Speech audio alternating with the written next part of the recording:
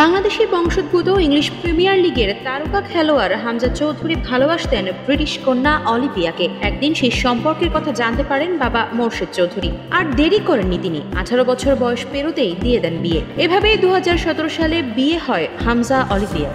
আগে থেকেই দুজনের মধ্যে ছিল ভালোবাসার সম্পর্ক। তখনও ফুটবলে হামজার নাম খ্যাতি ছড়ায়নি। দুজনের সম্পর্কের কথা জানতে পারেন বাবা মোর্শেদ চৌধুরী। বাবার নির্দেশে অলিভিয়াকে বাসায় ডেকে আনেন হামজা। ব্রিটিশ কন্যা অলিভিয়াকে জানানো হয় তারা বাঙালি এবং মুসলমান। হামজাকে যদি পছন্দ করে তাহলে বিয়ে করতে হবে, আর হামজাকে বিয়ে করতে হলে অলিভিয়াকে মুসলমান হতে হবে। শর্ত শুনেই মাথায় আকাশ ভেঙে পড়ে ব্রিটিশ কন্যার। অলিভিয়া প্রথমে তার পরিবারের আপত্তির কথা তুললেন। অন্য পশ্চিমাদের মতো অলিভিয়ারও মুসলমানদের প্রতি ছিল ভুল ধারণা। সেই ভুল ধারণা ভাঙে হামজার পরিবারের সহচর্যে। ইসলাম ধর্মের নিয়ম কানুন শিখে নিয়েছিলেন সহজেই, কিন্তু বাবা মাকে জানানোর সাহসে কুলোয়নি অলিভিয়ার। পরিবারকে না জানিয়ে ইসলাম ধর্ম গ্রহণ করেন তিনি। হামজার বাসায় বিয়ের কাজ সম্পন্ন হয় ঘরোয়াভাবে। লেস্টার সেন্ট্রাল মসজিদের ইমামকে দিয়ে পড়ানো হয় বিয়ে।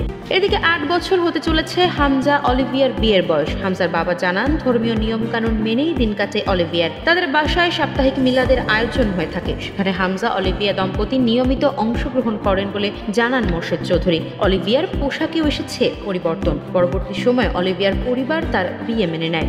হামজা অলিভিয়ার ঘরে 3 সন্তান, 1 কন্যা 2 পুত্র।